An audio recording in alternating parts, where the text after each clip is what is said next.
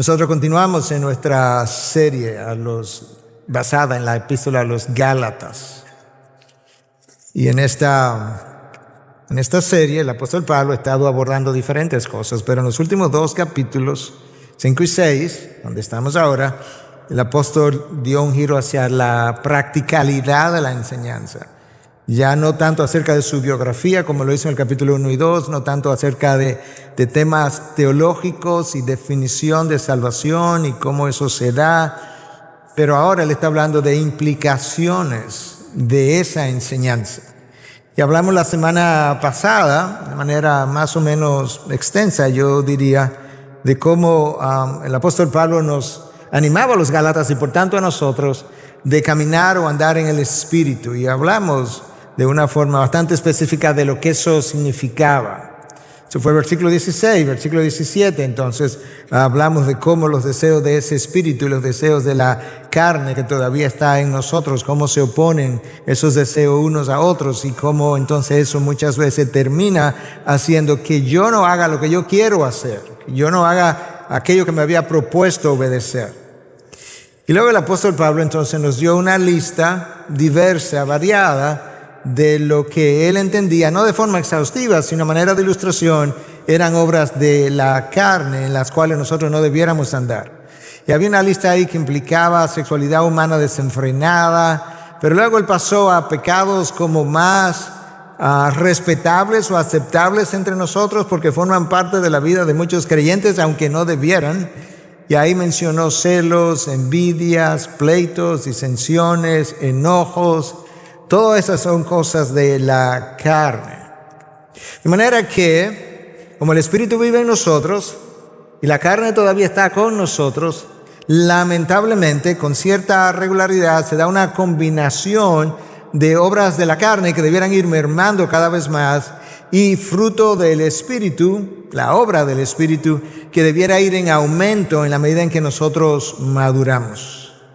Es como si dentro de nosotros hubieran dos árboles distintos. Un árbol malo, del cual vienen frutos malos, la carne, y un árbol bueno, el espíritu, del cual nosotros recibimos fruto u obras buenas. Eso que yo acabo de decir se parece o es un derivado directo de las palabras de Jesucristo cuando dijo en el Evangelio de Mateo, por sus frutos los conocerán.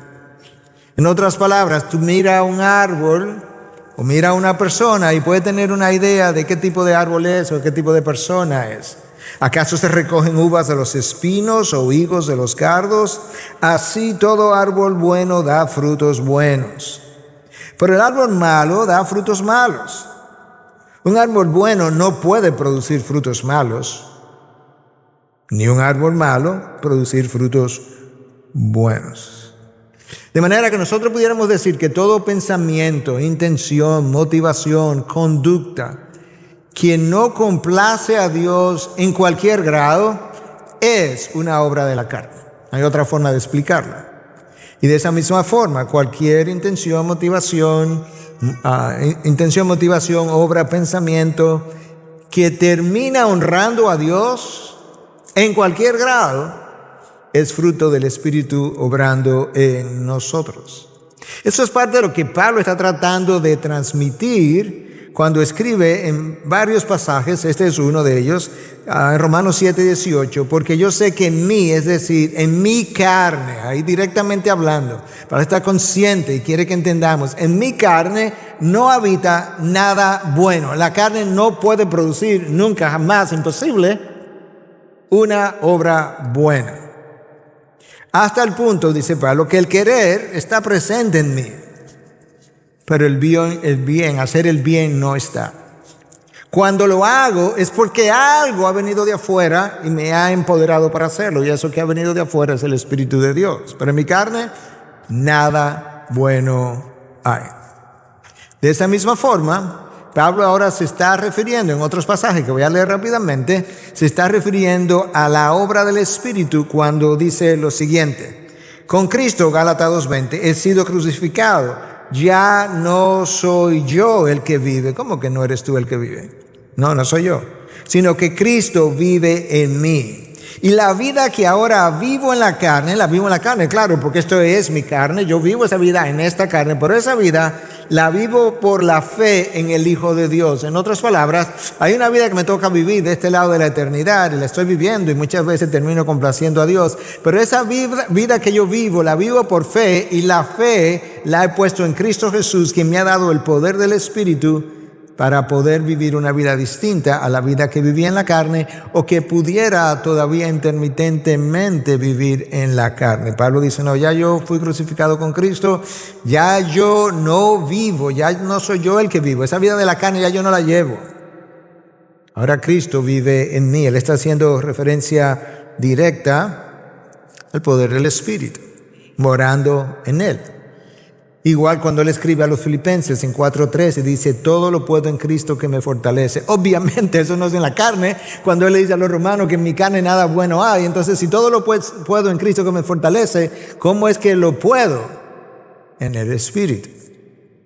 Menciono todo eso porque nosotros estamos pasando de las obras de la carne que mencionamos en el mensaje anterior a lo que él ahora llama el fruto del Espíritu, y que yo quiero que tú leas conmigo a partir de Gálatas 5, del 22 al 23. Recuérdate que en la sección anterior o el pasaje anterior, la lista era de las obras de la carne: inmoralidad, impureza, sensualidad, idolatría, hechicería, enemistades, pleitos, celos, enojos, rivalidades, disensiones, herejías, envidias, borracheras, orgías y cosas como estas, en las cuales nosotros no debiéramos andar. Inmediatamente después, pero, este es el contraste, esta es la palabra comparativa. Esas son las obras de la carne, pero el fruto del Espíritu es amor, gozo, paz, paciencia, benignidad, bondad, fidelidad, mansedumbre, dominio propio. Escucha ahora, porque él venía hablando de la ley, la ley, la ley. Contra tales cosas no hay ley. Porque los que son de Cristo Jesús han crucificado la carne con sus pasiones y deseos. Esta es otra vida. Esta es otra cosa muy diferente a lo que habíamos visto hasta ahora. Yo quisiera en esta mañana básicamente abordar dos puntos. Uno, ¿qué es el fruto del Espíritu? Porque es la primera frase en el versículo 22. Pero el fruto del Espíritu es. Y luego lo que hace es que lo caracteriza, pero yo necesito como entender eso mejor. ¿Qué es el fruto del Espíritu? ¿Cuáles son las implicaciones de que ese fruto del Espíritu esté conmigo o no esté conmigo? Punto número 1. Y punto número 2, entonces vamos a tomar de esas 9 virtudes que forman el fruto del Espíritu, vamos a tomar la primera, el amor. De manera que yo voy a comenzar con la frase, el fruto del Espíritu, ¿qué es? Y yo voy a proponer que es una virtud o conjunto de virtudes que el Espíritu Santo desarrolla en nosotros, que reflejan el carácter de Cristo y que nos permiten vivir la vida cristiana más plenamente. ¿Qué es el fruto del Espíritu? Es un conjunto de virtudes que el Espíritu Santo desarrolla en nosotros, que esas virtudes reflejan el carácter de Cristo y que cuando yo las tengo me permiten vivir la vida cristiana más plenamente. La pregunta es, para no dejar como nada en el aire, ¿qué significa una vida cristiana más plena? ¿A qué nos referimos? Bueno, pudiéramos hacer todo un mensaje acerca de eso, pero brevemente es una vida más libre de la influencia, el poder del pecado en mí, más gozosa, porque si tengo menos poder e influencia del pecado en mí, obviamente el gozo será más abundante, de menos tropiezos, es una vida más plena, y por consiguiente de menos consecuencias. ¿No quieres una vida así? ¿Tú no quieres una vida de menos tropiezos, de menos consecuencias, más libre y más gozosa? Yo creo que todos nosotros quisiéramos eso. Bueno, eso es posible. No viviendo por la carne, pero sí viviendo en y por el Espíritu. Ahora hay algunas cosas que yo necesito entender de ese fruto del Espíritu. El fruto del Espíritu se desarrolla en nosotros en la medida en que nosotros obedecemos la palabra. De manera que yo tengo un rol en que esos frutos aparezcan en mí. Entonces, esa es como anotación número 1 con relación al fruto del Espíritu. Cómo se forma, cómo se desarrolla, cómo surge, cómo yo lo luzco. Bueno, necesito comenzar a obedecer la palabra. La obediencia acelera el desarrollo del fruto del Espíritu en nuestras vidas. Nota cómo lo dije, lo acelera. ¿Por qué lo dije de esa manera? Porque el Espíritu Santo que mora en mí, de alguna manera, lo va a ir produciendo a las buenas o a las malas. Pero siempre será para lo bueno. Pero la pregunta es si yo me quiero ir a Nínive por aire o por ballena, pero el Espíritu está tratando de hacerme llegar de una u otra forma, pero se puede acelerar y mi obediencia lo acelera.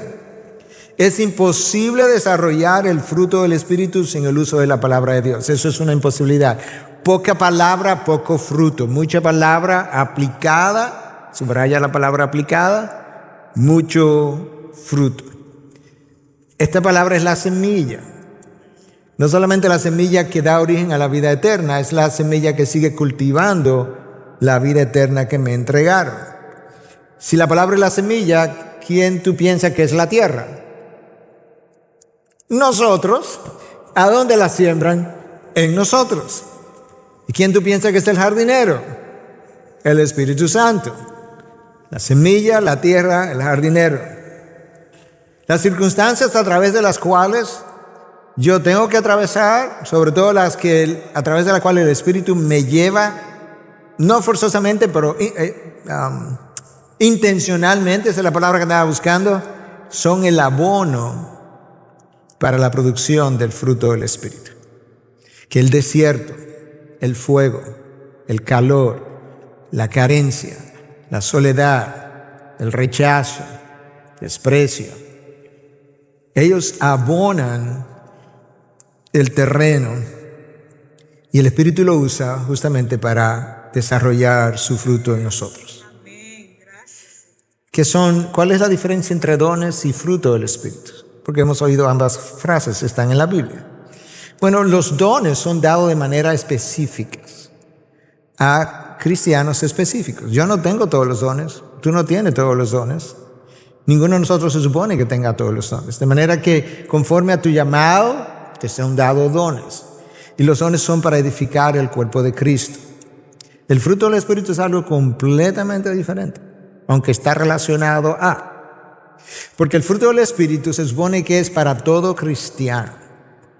No es que alguien tiene el fruto del amor y el otro lo que necesita el fruto del gozo, por así decirlo, la virtud del gozo. No. El fruto del Espíritu es para todos los hijos de Dios.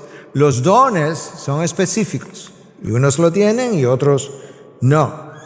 Y por otro lado, aunque el fruto del Espíritu me permite vivir la vida cristiana, no es tan específico como los dones, en el sentido que los dones son dados para ministrar al cuerpo de Cristo, edificar el cuerpo de Cristo. El fruto del Espíritu eventualmente termina haciendo eso, pero más bien termina empoderando los dones. Alguien con el don el que tú quieras, el don de enseñanza, si no tiene el fruto del Espíritu, su don de enseñanza se ve debilitado, sin lugar a dudas.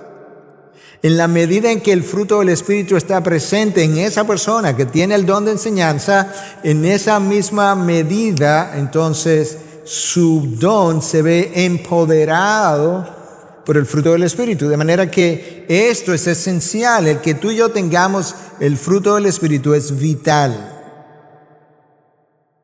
Como ya acabo de mencionar, nosotros somos la tierra donde la semilla es plantada. Pero esa tierra, tú y yo, podemos ser muy fértil o podemos ser de mala calidad. Una tierra fértil quizá produce que el 60 por 1, el 100 por 1. Una tierra de mala calidad, todavía estoy hablando de cristianos, porque el fruto del Espíritu solo se puede dar en cristianos, pero quizás solamente produce el 30 por 1 o el 10 por 1. Entonces, ¿qué es una tierra fértil? Yo quiero sugerir que una tierra fértil es un cristiano sumiso, humilde, obediente o dispuesto a obedecer. Quizá no ha obedecido todavía, pero dispuesto a obedecer. Por tanto, cuando esa semilla cae, cuando esa semilla es escuchada, aún hoy en este mensaje, cuando él sale de aquí, él tiene una decisión a obedecer lo que oyó.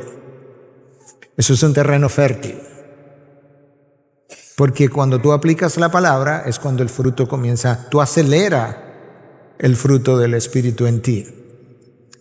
Un terreno de mala calidad es un cristiano orgulloso, testarudo, desobediente, en donde el fruto se va a ir produciendo, pero con trabajo.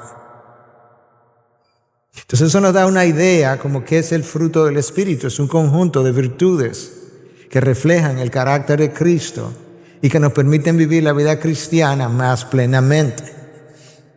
Ahora déjame hablar un poquito ahora, antes de entrar en la primera virtud del fruto del Espíritu, déjame hablar un poquito de la necesidad del fruto del Espíritu. Ya hemos hablado un poco de eso. Tú tienes que ver el fruto del Espíritu como un regalo de Dios, algo que Dios da a sus hijos, para que ellos puedan no solamente complacerlo a Él, y reflejarlo a Él, pero para que puedan vivir más en libertad, ya lo mencionamos. Entonces, en ese sentido, no cultivar el fruto del Espíritu y como despreciar el regalo que Dios quiere darte. No cultivar el fruto del Espíritu es como decirle a Dios, yo sé que tú quieres darme amor, pero yo en realidad, deja eso. Yo sé que tú quieres darme gozo o bondad o benignidad, no, pero yo estoy bien así. El fruto del Espíritu es vital, porque tú recuerdas que Cristo dijo que su carga es ligera, su yugo es liviano, ¿te acuerdas de eso? Sin el fruto del Espíritu ni es liviana ni es ligera. De hecho, los mandamientos se hacen gravosos, literalmente hablando. En ausencia del fruto del Espíritu, sus mandamientos son gravosos. Una cosa presupone la otra en la vida cristiana. La presencia o el desarrollo del fruto del Espíritu en nosotros glorifica a Dios. Pero no solamente glorifica a Dios, complace a Dios. En esto es glorificado mi Padre, en que llevéis mucho fruto. Incluye el fruto del Espíritu. Recuerda que estamos hablando de las implicaciones del fruto del Espíritu, que esa es la frase con la que comienza nuestro texto hoy. Entonces, no podemos vivir el Evangelio en la vida diaria sin el fruto del Espíritu. Eso no se da. Es una imposibilidad. Es ese fruto del Espíritu, o mejor dicho, el fruto del Espíritu es el resultado de la llenura del Espíritu. Que llenura del Espíritu se traduce en fruto del Espíritu. Y la llenura del Espíritu es el resultado de una vida rendida a Dios y de una vida inmersa en su palabra. Y esas dos cosas casi son sinónimas. Una vida rendida a Dios y una vida inmersa en su palabra resulta en llenura del Espíritu. La llenura del Espíritu resulta en el fruto del Espíritu. El fruto del Espíritu resulta en la posibilidad de vivir el Evangelio en la vida diaria. ¿Te das cuenta la necesidad de ese fruto en ti y en mí? Divorciado de la palabra, yo no puedo vivir una vida de sometimiento a Dios. Esto es imposible. Porque la palabra es la que me da convicción, la que me hace crecer, la que me enseña a discernir la verdad del error, la que me lleva por el camino de la luz. Y ahora tú puedes ver la necesidad del fruto, pero la necesidad de la llenura, la necesidad de la palabra para vivir el Evangelio. Ese Evangelio del cual tú y yo hablamos tiene que hacerse vida en nosotros, tiene que no solamente ser entendido para poder ser explicado, tiene que hacerse vida en nosotros. Y Dios es complacido cuando nos ve vivir el Evangelio y no solamente recitar el Evangelio. Ahora, Dios nos regaló el fruto del Espíritu para que yo pueda tener todas mis relaciones en su lugar. Mi relación vertical con Dios y mi relación horizontal con el hermano dependen del fruto del Espíritu. Es como que sin esto yo no puedo vivir la vida cristiana. Y Dios lo sabe, por eso es que el Espíritu vino a morar en mí, a producir el fruto del Espíritu para reflejar la imagen de Dios y para poder vivir la vida que Dios compró para mí, que Dios quiere que yo viva. Déjame darte algunas ilustraciones prácticas de qué no puedes hacer sin el fruto del Espíritu. Tú no puedes amar a Dios sin el fruto del Espíritu. La primera virtud es amor, vertical y horizontal. Tú no puedes amar a tu hermano, a tu prójimo, sin el fruto del Espíritu. Pero resulta que Dios definió toda la vida, Cristo definió toda la vida en términos de mi amor a Dios y mi amor al prójimo. No puedo hacer eso sin el fruto del Espíritu. No puedo ser un cristiano maduro sin el fruto del Espíritu. No, porque un árbol cuando está en su niñez, voy a decir, en su adolescencia, no tiene ni flores. Y cuando tú ves el árbol ya con frutos es cuando, ya ese árbol es como un árbol maduro. Lo mismo con el cristiano. Si tú eres un padre de familia, una madre de familia y tú eres cristiano, tú no puedes ser un buen padre sin el fruto del Espíritu. Tú necesitas amor y tú necesitas benignidad y tú necesitas mansedumbre y tú necesitas dominio propio para criar a tus hijos. Yo no puedo ser un buen cónyuge sin el fruto del Espíritu. No puedo amar a mi esposa incondicionalmente o tratar de, por lo menos, y ella no puede respetarme, como la palabra le manda, sin el fruto del Espíritu. ¿Tú ves cuán práctico eso es? Yo no puedo ser un buen pastor sin el fruto del Espíritu. Quizá puedo traer un buen mensaje un día, pero eso, un buen pastor no es un mensaje, es una vida. Es un mensaje en palabras y en hechos. Yo no puedo ser un buen hermano en la fe sin el fruto del Espíritu. Es más, déjame resumir, porque ya como que los cansé. Yo no puedo tener ninguna buena relación de ningún tipo, ni con Dios, sin el fruto del Espíritu. ¿Cómo es que no voy a dedicar mi vida a cultivarlo y a desarrollarlo? Cuando toda mi vida depende de que eso esté presente. Mira, es más o menos así. Un cristiano sin el fruto del Espíritu es más como un inconverso con obras de la carne. ¿Me entendieron? Yo creo que el silencio me dijo una cosa, o no me entendieron, o me asusté, me intimidé. Pero un cristiano sin el fruto del Espíritu, después de un tiempo, porque quizás a las 24 horas es otra cosa, luce más como un inconverso con obras de la carne. El fruto del Espíritu habla de dos cosas. De lo que soy, lo que soy, ¿qué soy? Un discípulo de Cristo. Pero habla también de quién soy. ¿De quién soy? De Dios, que me dio su Espíritu, que está ahora desarrollando su fruto. Habla de lo que soy y habla de quién soy, a quién le pertenezco. Ahora, el fruto del Espíritu puede ser falsificado. Yo recuerdo cuando primero llegué a Santo Domingo, en el año 97, llegamos en el 97, pero entre el 97 y el 98, con un grupo que se reunía en casa, hicimos una serie sobre un libro que se llama La mente de Cristo. En ese libro, T.W. Hunt y Clark King tienen un capítulo, en su libro de trabajo, porque tienes un libro y un libro de trabajo. En el libro de trabajo hablan de las falsificaciones del fruto del Espíritu. Entonces déjame darte algunas ilustraciones de cómo ese fruto del Espíritu pudiera ser falsificado, como los billetes, y pudieran pasar como verdaderos, como los billetes, a menos que alguien tenga cierto experticio para diferenciarlos. El amor agape, por ejemplo, o el amor incondicional, pudiera ser confundido con el amor interesado que alguien tiene por otra persona, en otra persona, pero al final le amo tanto porque yo tengo un interés en esa persona que me va a favorecer a mí. No puedo vivir sin ti, sí, pero al final, ¿quién es el favorecido? O tú quieres darle a la otra persona de una manera que en cierta medida, quizás ella no pueda vivir sin ti, que no es la idea tampoco de que se haga dependiente de ti, pero es algo que tú has podido darle tanto que realmente la otra persona es quien te necesita. El gozo pudiera ser fingido y ser más bien como un emocionalismo de alguna circunstancia que salió bien, hasta una casa que pude comprar, un préstamo que me dieron, me aprobaron. La paz que el Espíritu da pudiera ser falsa también, porque quizás es más falta de decisión, inseguridad e inactividad. Entonces como que no hago nada. Oye, pero qué pacífico es, no, qué inactivo es. De manera que eso es una falsificación. La paciencia también pudiera ser más conformidad y temor a tomar riesgos. Entonces, no, yo estoy orando, pero me paso 15 años orando y no acabo de hacer. Bueno, esa no es la paciencia de que la Biblia habla. La benignidad quizás es más bien flojera, falta de carácter.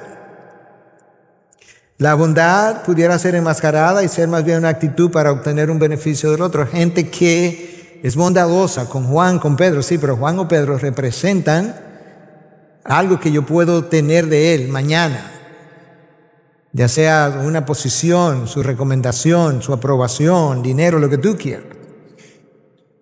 La fe, yo me lanzo, pero es más bien fe en la fe. Yo tengo una fe de que yo lo voy a conseguir, pero ¿por qué? No porque yo tengo fe.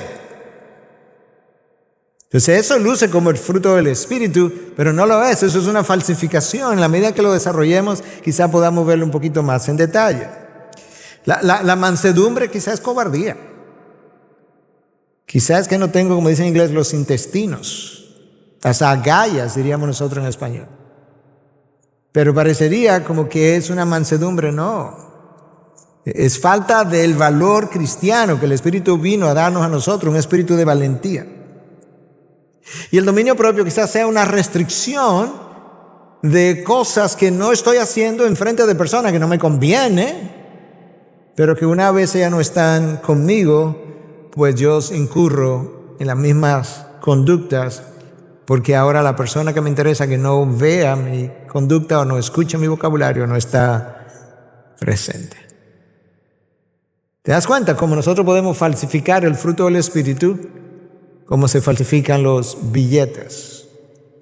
Nunca se me olvidó cuando enseñé esa lección, porque a lo largo de la vida entonces, y a lo largo del tiempo de discipulado y a lo largo de consejería, tú puedes ver lo real de lo falsificado. Y eso es importante. Yo necesito verlo yo mismo, porque yo mismo pudiera descubrir que tenía algo falsificado que me había engañado a mí mismo. Entonces, en esencia, quería cubrir en esta primera parte del mensaje el fruto del Espíritu, la necesidad de desarrollarlo y en este último caso, ¿verdad?, lo que son las falsificaciones de ese fruto. Ahora yo quisiera comenzar a ver, en el tiempo que nos queda, la primera virtud del fruto descrito por Pablo, que es el amor. Y algunos de ustedes que han estado conmigo aquí pudieran decir, bueno, ¿y vamos a hablar del amor otra vez? Bueno, si el amor de Dios es infinito, ¿hasta cuándo tendríamos que estar hablando de este amor? Hasta que entremos en gloria. ¿Y por qué tenemos que seguir hablando acerca de esto? Es como la pregunta que le hicieron, creo que fue a Moody en una ocasión, que él cerraba siempre como con un llamado a la salvación, y ese llamado tenía que ver con que tienes que nacer de nuevo. Y un día entonces alguien se acercó y le dice a Moody, pero ven acá, pastor, ¿por qué usted siempre está hablando de que hay que nacer de nuevo? Y él le dice, porque tú tienes que nacer de nuevo. Entonces, de la misma manera, ¿por qué es que estamos hablando continuamente de amar? Porque tú y yo tenemos que amar. Entonces, ¿qué es el amor? Y yo te voy a dar una definición que no es la definición, no creo que exista tal cosa. Es mi definición cuando pensé en Cristo y cómo Él quiere que yo vea eso en mí. Entonces, es un deseo interno de dar a la otra persona lo mejor de ti para su bien, aun si eso implica la peor de las experiencias para tu vida. Déjame decir eso otra vez. Es un deseo interno que nació internamente. No lo motivó nada afuera. Que nació internamente. De dar a la otra persona lo mejor de ti. ¿Para qué? Para su bien, para su mejor bien. Aun si eso implica la peor de las experiencias para tu vida. ¿Qué? Vamos a poner eso a través de Dios ahora. Dios tenía un deseo. Y nos dio lo mejor de Él. Y cuando nos dio lo mejor de Él, nos dio lo mejor de Él para mi mejor bien, ¿o no? Pero mi mejor bien implicó la peor de las experiencias para su Hijo, clavado en un madero. Ahora estamos hablando de amor agape, ahora estamos hablando de amor incondicional. Y ese amor incondicional, sigo pensando en Dios para que yo lo pueda ver entonces en mí cómo se debe dar, porque yo tengo que duplicar esto, intentar duplicarlo, tratar de duplicarlo. Ese amor incondicional comienza siendo una oferta. En otras palabras, conozco a Pedro, a María y le hago una oferta. ¿Cuál es la oferta? Te quiero dar lo mejor de mí para tu mejor bien. En este caso, Dios comienza haciendo una oferta de salvación, pero resulta que una vez hecha la oferta, ese hombre ofertado no quería lo que Dios le estaba dando. Y entonces la oferta inicial se convierte en una persecución de parte del amante, o sea, del que ama, por el amado, ofreciéndole lo que él o ella no quiere. ¿Y dónde nosotros vemos eso? En la historia del pueblo judío y en la historia de la iglesia. Cómo Dios persiguió a su pueblo, un profeta tras otro, tras otro, tras otro, lo envía al exilio, se va con ellos al exilio, regresa del exilio, sigue con ellos. Porque lo que comenzó como una simple oferta se convirtió en una persecución, por así decirlo. ¿Por qué? Porque el que ama está convencido de que este mejor bien tú lo estás rechazando porque tú no entiendes lo que te estoy ofreciendo. Y así amó Dios. Dios te estaba dando. Cristo amó dando. Le dio su compañía a los discípulos, le dio su amistad, le dio su enseñanza, le dio su corazón, le dio su mente, le dio su servicio, le dio sus promesas, le dio su sangre, le dio su vida. ¿Te das cuenta de lo que es amar? Amar es dar. Amar no es simplemente, no es un sentimiento de, ay, cuchi, cuchi, te amo, cuánto no puedo vivir sin ti, mi amorcito, no es nada de eso. Esa es una dimensión del amor que debe formar parte de este otro amor que es el amor agape. El amor es como extraño, porque el verdadero amor agape sigue amando en ausencia de la respuesta del otro. Los padres pueden testificar de eso acerca de sus hijos. ¿Cuántos hijos pródigos no han empacado y se han ido de sus hogares? Y los padres siguen amando y sufriendo en su ausencia. Ahora, el amor incondicional no es despertado por ninguna condición que el otro tenga. El amor de Dios no fue despertado por nosotros porque lucíamos tan hermoso por dentro y por fuera. No. De manera que no había nada en nosotros que despertara el amor de Dios. Él lo dice al pueblo judío en Deuteronomio 7, creo. Yo no te amé porque tú eres más grande entre los pueblos. De hecho, tú eres el más pequeño de los pueblos. Yo te amé porque te amé. ¿Te imaginas qué clase de respuesta es esa? Señor, ¿y por qué tú me amaste? Porque te amé. ¿Pero qué fue lo que tuviste en mí? Nada, que te amé. ¿Pero por qué tú decidiste amarme? Porque yo decidí amarte. ¿Tú sabes quiénes pueden testificar de eso? Los padres que han adoptado a sus hijos. Lo vi, la vi, le amé. ¿Y qué quise? No, yo quería amarle. Y eso te da una idea de que el amor es algo que surge, el amor agape, incondicional, surge más de dentro, desde el carácter del que ama, que desde las condiciones hermosas del amado, como nosotros. Nosotros no teníamos nada y Dios fue movido a darnos y nos dio a su Hijo. Hermanos, si hay un área en la que nosotros cojeamos una y otra vez, es en el área del amor. Y sabes que el amor es central a la vida cristiana. El amor es vital a la vida cristiana. El amor es el centro, es la esencia, es la vida misma de la vida cristiana, valga la redundancia. La vida cristiana entera está construida sobre la base del amor. Ama a Dios, ama al prójimo, ahí está resumida toda la Biblia. ¿Qué pasa cuando nosotros no amamos? ¿Tú sabes qué pasa? ¿Tú sabes qué pasa? Pasa lo que siempre pasa. Sin amor nosotros evitamos a los demás. ¿No había evitado tú nunca a alguien? Come on, sé sincero. Condenamos a los demás, acusamos a los demás, no servimos a los otros, nos dividimos del resto, nos alejamos del resto del mundo o de todo el mundo, solo es cuestión de tiempo.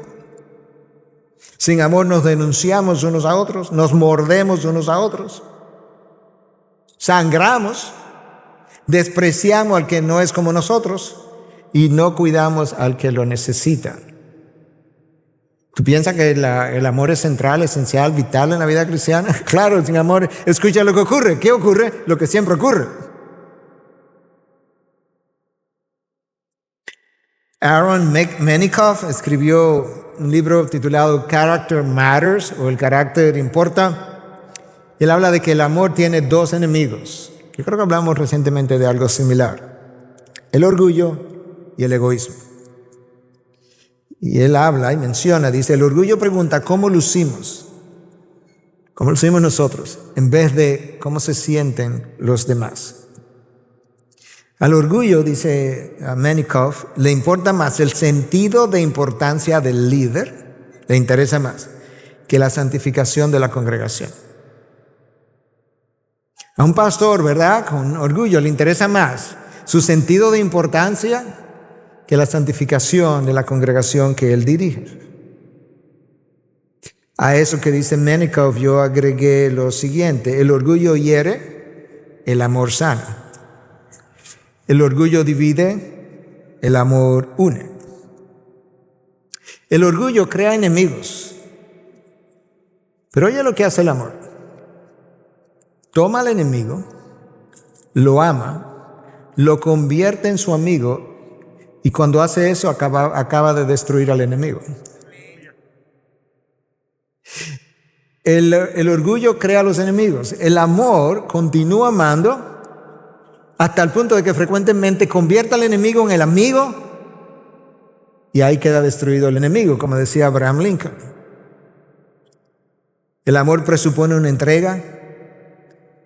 El orgullo no está dispuesto a entregarse, porque está convencido de su superioridad sobre el otro. El orgullo quiere llevarte a la gloria. El amor quiere llevarte a la cruz. El orgullo desea que te laven los pies. El amor te lleva a lavar los pies de los demás. El orgullo te lleva a pelear para ganar. El amor asume la pérdida de todo tipo. De todo tipo. Está dispuesto a perder la comodidad, el argumento, la posición, el dinero. Eso es lo que Pablo le dice a los corintios cuando se están demandando en la corte, llevando unos a otros a la corte. Dice, ¿por qué tú mejor no asumes la pérdida? Deja la corte y asume la pérdida. Eso es exactamente a lo que Pablo está apuntando. Entonces el orgullo es uno de los enemigos del amor, y el egoísmo es el otro enemigo del amor. Porque para el egoísmo, el servicio es demasiado inconveniente y hasta doloroso. Entonces el egoísmo no está dispuesto a hacer eso. Pero el amor no busca lo suyo. Mientras estamos, el orgullo en nosotros, mejor dicho, el egoísmo en nosotros está pensando en mi tiempo, mi conveniencia, mi lugar, cuando me convenga. Pero 1 Corintios 13:5 creo dice que el orgullo no busca lo suyo. El egoísmo no sabe amar, porque él ama a una sola persona. ¿A quién? A sí mismo. Pero tiene dificultad en amar, no quiere aprender a amar, porque amar se aprende. No quiere aprender a amar, no quiere dar para amar. Pero tanto el egoísmo como el orgullo son obras de la carne, no son obras del Espíritu. Yo quiero que tú puedas entender que antes de Cristo ascender hasta lo sumo, tuvo que descender hasta nosotros. Primero en un vientre, después en un pesebre, después en una cruz, después en una tumba, y después Él ascendió hasta lo sumo. En el reino de los cielos, el camino hacia arriba es hacia abajo. No hay corona sin cruz, ni para la segunda persona de la Trinidad. El amor es la evidencia de que nosotros hemos entendido la cruz. En otras palabras, la dificultad que tú y yo tenemos en amar es el reflejo de que tú y yo nos hemos entendido la cruz. O no hemos entendido las implicaciones de la cruz. Quizá la entendimos para nosotros. Bueno, sin la cruz no puedo ser salvo. Sí, pero la cruz no se detiene ahí. Porque la cruz fue la cruz de Cristo para todos nosotros, y luego ese Cristo me dijo, bueno, tú toma tu cruz. En otras palabras, que esto te sirva de modelo, de ejemplo de cómo se supone que tú debes vivir la vida cristiana. Es una vida cruciforme. Tus amistades, tus relaciones, tu trabajo, tu púlpito, tu iglesia, tu crianza de hijos, tu matrimonio, es una vida cruciforme en forma de cruz. Y si no es así, el amor es básicamente una emoción. No, Pablo dice que el amor es... Tú conoces en la palabra de Dios cuál es el capítulo donde mejor se define el amor, ¿verdad? ¿Cuál es?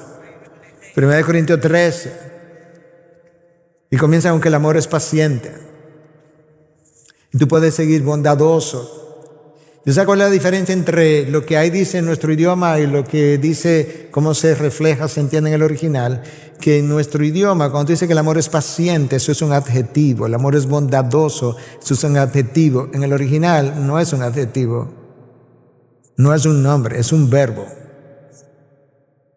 De manera que cuando el texto de 1 Corintios 13 dice que el amor es paciente, la idea es el amor se comporta, ahí está el verbo, la acción, pacientemente. No está hablando de emociones, no está hablando de sentimientos.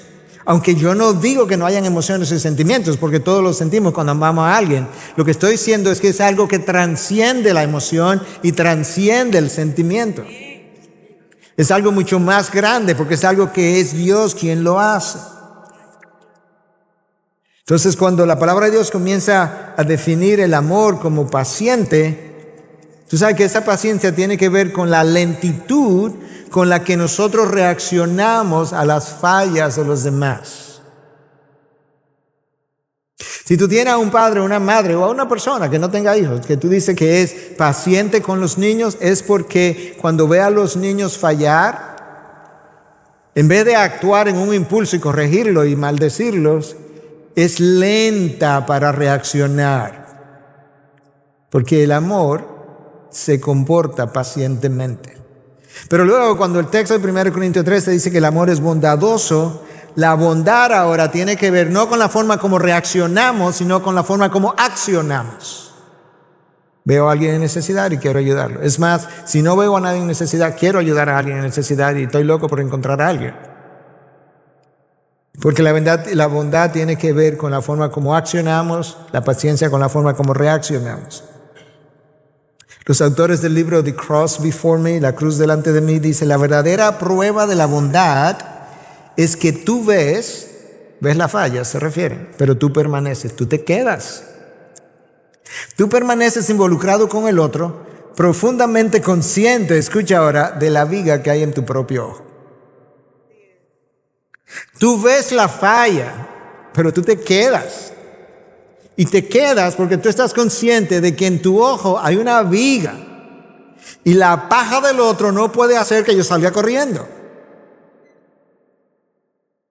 Amar es un verbo. A nosotros se nos llamó a accionar y no a sentir. Después que acciones, tú sientes. Pero el mundo está ya cansado de sentimientos y de cartas bonitas que luego se rompen a los 3 años. Ya sea de amores o de matrimonio. No, así no.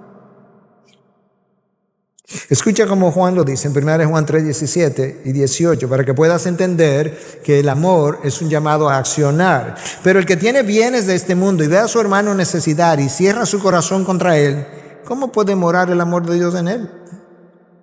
Hijos, no amemos de palabra ni de lengua. No es así como frecuentemente escuchamos, este cuchi. Es de palabra y de lengua, sino de hecho y en verdad. En otras palabras, muéstrame con hechos lo que dices en palabras. Mi llamado es a la acción y no al hablar. Bueno, que tus palabras concuerdan con tu accionar, gloria a Dios, aleluya, eso es como debe ser, pero no palabras solamente. De hecho, Juan nos prohíbe hablar del amor en términos de palabra o de lengua en ese texto. Y me llama, Dios lo hace a través de Juan, a amar de hechos. Amar de hechos y en verdad, como Cristo en la cruz. Nota que la palabra de Dios no dice en Juan 3:16 que tanto amó Dios al mundo que sintió. ¿Verdad que no? Tanto amó Dios al mundo que accionó, que dio. Pero cuando dio lo mejor de sí, a su Hijo unigénito, para el bien del otro, para que todo aquel que crea en Él no se pierda, para el mejor bien del otro. ¿Sabe qué quiere decir eso? ¿Qué estoy tratando de decir esto? El amor se proyecta hacia afuera. El verdadero amor no es interno solamente. Si es verdadero, no se queda adentro, es proyectado hacia afuera. Nosotros fuimos creados para proyectarnos hacia afuera. Nosotros fuimos creados para imitar a Dios. De hecho, mejor dicho, fuimos creados para reflejar a Dios. Y tú sabes que Dios es un ser proyectado hacia afuera. Todo el tiempo. Cuando Dios proyectó su ser hacia afuera, ¿sabe qué nos dio? La creación que proclama su gloria. Se proyectó hacia afuera, ¿y qué resultó? Una creación que proyecta su gloria, como decía Edwards, de regreso a Él. Cuando Dios proyectó su imagen y semejanza hacia afuera, ¿tú sabes qué resultó? Adán y Eva. Nosotros resultamos cuando Dios proyectó su imagen y semejanza. Cuando Dios proyectó la brillantez de su ser hacia afuera, fue la luz. ¿Tú sabes cuándo? Antes del sol y antes de la luna. Había día y había noche. ¿Quién tú piensas que le dio esa luz a la creación? Dios.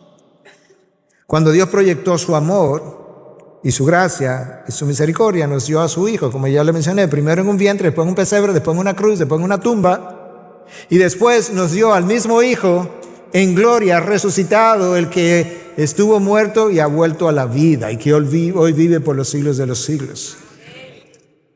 Dios es un ser proyectado hacia afuera. Y el cristiano debe ser un ser llenado por Dios, tan lleno que entonces se rebosa, y al rebosarse, Él se proyecta hacia los demás. Pero lo que los demás reciben es el rebosamiento de Dios en la vida de un cristiano. Él necesita vivir en comunión con Dios. Entonces, amar es el deseo desinteresado de llenar las carencias de otro. ¿Escuchaste? Amar es un deseo desinteresado de llenar las carencias de otro. Eso no tiene que ver con el otro. Tiene que ver más contigo de manera primaria. Y nosotros fuimos alambrados, esa es la palabra, nosotros fuimos alambrados, estructurados, hermosamente, maravillosamente, dice el Salmo 139. Pero tú sabes que para vivir en proyección hacia los demás. Tú hacia mí, yo hacia ti. Es así como nosotros estamos alambrados. Pero nosotros estamos alambrados para yo proyectarme hacia ti y darte a ti. Y tú proyectarte hacia mí y darme a mí. Lamentablemente en nuestra naturaleza caída nosotros distorsionamos eso. ¿Y sabes qué pasó? Que nos proyectamos hacia afuera, pero para quitarte a ti. Para que tú me des. Para yo recibir. Para yo ser el beneficiado. No, así no funciona. Porque ya eso no se llama amor, se llama egoísmo. Nosotros fuimos alambrados. Nosotros fuimos hechos una comunidad, como la Trinidad es una comunidad y mantiene su unidad desde la eternidad. De manera que nosotros fuimos estructurados de manera semejante. Mira la diferencia entre el amor y todo lo demás. Vamos a imaginarnos una balanza. De este lado vamos a poner el amor. Y lo vamos a dejar solo el amor. En ese lado de la balanza. De este lado, tú sabes que está de este lado. Está la venganza. Está el rencor. La falta de perdón. La crítica. La condenación. La murmuración. La calumnia. El juicio. La maquinación. La manipulación. Nada de eso corresponde al amor. Absolutamente nada. Entonces, en esa balanza imaginaria en la que tú y yo estamos pensando ahora, te voy a decir qué sigue ahí. Ahí está el orgullo, el prejuicio, el egocentrismo, el sentido de superioridad, la autojusticia, la comodidad, el creerme merecedor. aquí está el amor solo por sí solo, valga la redundancia. De manera que esto es como el amor no se comporta y esto es como el amor se comporta. Está solo en una categoría por sí sola. Y yo menciono todo eso por una sola razón. Es que todo lo que está aquí en este lado de la balanza es precisamente lo que me impide amar. Por eso decía que el amor tú lo puedes cultivar, se aprende, se crece en él, o si no, no fuera un fruto. Por eso yo necesito amar. No solamente para reflejar a Dios, para complacer a Dios. Escucha por qué. Porque primero de Juan 4:20 me dice, si no amas a tu hermano, a quien has visto, no puedes amar a Dios a quien no has visto. Entonces, ¿cómo vivo la vida cristiana si no amo a Dios? Si no amo a Dios, no hablo a mi hermano. Pero si no hablo a mi hermano, es una evidencia de que no amo a Dios. Uy, estoy feo para la película. Entonces, ¿cómo lo amo? ¿Cómo amo a mi hermano? ¿Cómo amo al prójimo? Olvídate de tu hermano ahora, porque tu hermano es alguien que ha nacido en la fe. No, al prójimo. Ama al prójimo como a ti mismo. Bueno, ¿cómo es la palabra comparativa? Ama al prójimo como a ti mismo. ¿Cómo amo al prójimo? No es tan difícil.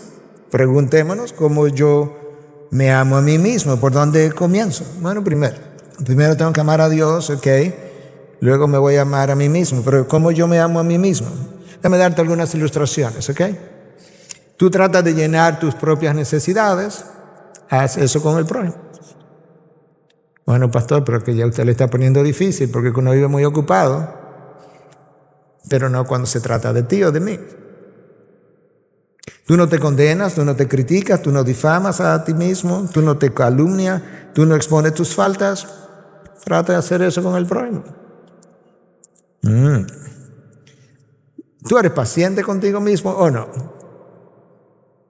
Tú y yo no pasamos de paciente con nosotros. Sé paciente con tu prójimo. No es como a ti mismo que lo quieres amar. Tú cuidas de ti mismo, trata de cuidar del prójimo. Tú no te rechazas a ti mismo, bueno, rechaces a tu prójimo. Sigo, está bien hasta ahí. Esas son ilustraciones, yo creo que con eso está bien. Pero mientras yo esté buscando lo mío, mi tiempo, mi espacio, mi necesidad, mi comodidad, mis intereses, así no va a poder ser. Nosotros de manera conveniente hemos definido el prójimo. ¿Te acuerdas del samaritano que se paró y ayudó al herido que estaba ahí dejado por muerto, y el levita y el sacerdote pasaron y no hicieron nada? Y eso Cristo usó la parábola para ilustrarle a ellos quién era el prójimo, porque supuestamente los fariseos no sabían quién era el prójimo, aunque está enseñado desde Levítico. Entonces déjame decirte algo. Nosotros amamos al prójimo, pero mira cómo. Nosotros amamos al prójimo que piensa como yo. Amamos al prójimo que acepta mis ideas. Amamos al prójimo que se somete a mí o a mi liderazgo. Amamos al prójimo que me sigue. Al prójimo que me hace sentir bien y me reconoce. Al prójimo que me aplaude. Al prójimo que no interfiere con mis planes. Ese es un prójimo nice. Es nice amar a ese prójimo, ¿o no es? El problema es quien no fue a esos prójimos que me llamaron a amar solamente. No, especialmente me llamaron a los que no piensan como yo, no me aman, porque cuando Cristo me llamó a amar, escucha lo que dice en el Sermón del Monte. Habéis oído que se dijo, amarás a tu prójimo y odiarás a tu enemigo, pero yo os digo, amar a vuestros enemigos. Hey, hold it, un momento. Y orad por lo que os persiguen. ¿Por qué que tú quieres que yo ame a mis enemigos? No entiendo. A ver si lo hace tu amigo y destruye al enemigo. No, es más que eso, escucha. Pero yo os digo, amáis a vuestros enemigos. Escucha ahora. ¿Para qué? Ahí está es una frase, ¿verdad?, que me dice la razón. Para que seáis hijos de vuestro Padre que está en los cielos. Porque Él hace salir su sol sobre malos y buenos, y llover sobre justos e injustos. Wow. Una buena evidencia de que eres hijo de Dios es que amas al enemigo. Y yo posteaba en Twitter ayer o antes de ayer, no ames tanto la verdad que termina odiando a tu prójimo que es portador de la imagen de Dios. Eso como que no tiene sentido. Porque vemos ahora a los cristianos en las redes sociales atacándose, mordiéndose y devorándose. Y yo digo, y supuestamente en aras de la verdad, amas tanto la verdad que devoras y matas y criminalizas a tu hermano por quien Cristo dio sangre. No, esa no es la verdad lo que estás amando. Estás amando a ti. Tú amas a través de la verdad y tú dices la verdad a través del amor, pero no lo puedes separar. La marca distintiva de un hijo de Dios es su capacidad para amar a otros, incluyendo a sus enemigos. Las divisiones, los alejamientos, las enemistades, las separaciones, los enfriamientos son originados por una sola cosa, las obras de la carne, nada más. Ahí no hay nada del fruto del Espíritu en esas cosas. Y de nuevo, ¿verdad? Si tú quieres entender, quieres recordar lo que yo dije en el día de hoy, que es lo que es el amor, tú mira la cruz y trata de crear una definición que tenga que ver con Dios. Porque el amor es ese deseo interno en la persona de dar lo mejor de sí para el mejor bien del otro, independientemente de las experiencias o circunstancias que me toque vivir. Y Cristo puso eso en despliegue en la cruz. Permíteme cerrar con una cita de Jonathan Edwards. El amor de Cristo fue de tal manera que se gastó, spent en inglés, que se gastó a sí mismo por nosotros. Su amor no consistió meramente en sentimientos, ni en esfuerzos ligeros, ni en sacrificios pequeños, sino que mientras nosotros éramos sus enemigos, aún así Él nos amó de tal manera que tuvo un corazón para negarse a sí mismo y asumir los esfuerzos más extraordinarios y pasar por los peores sufrimientos para beneficio nuestro. Ahí está la definición. Él renunció a su propia comodidad y tranquilidad, e interés, y honor, y riqueza, y se hizo pobre y despreciado, y no tuvo donde descansar su cabeza, y lo hizo por nosotros. Wow. Padre, gracias. Perdón por malentender tan mal lo que es el amor, lo que es amar, lo que es el amor de Dios. Perdónanos por nuestra definición tan humana de lo que es amar. Y al mismo tiempo, gracias por darnos la convicción, el entendimiento, la enseñanza a través de tu Hijo en un madero, en un pesebre, en un vientre, en una tumba, de lo que implica amar. Gracias porque Él es nuestro modelo, Él nos dejó huellas para seguir sus pasos. Gracias por empoderarnos para amar como Él amó. Ayúdanos a renunciar al yo, a nosotros, a lo que me conviene, para poder abrazar lo que tú deseas para mí. Y gracias por estar más interesado que yo en desarrollar el fruto del Espíritu que lo que yo pudiera estar.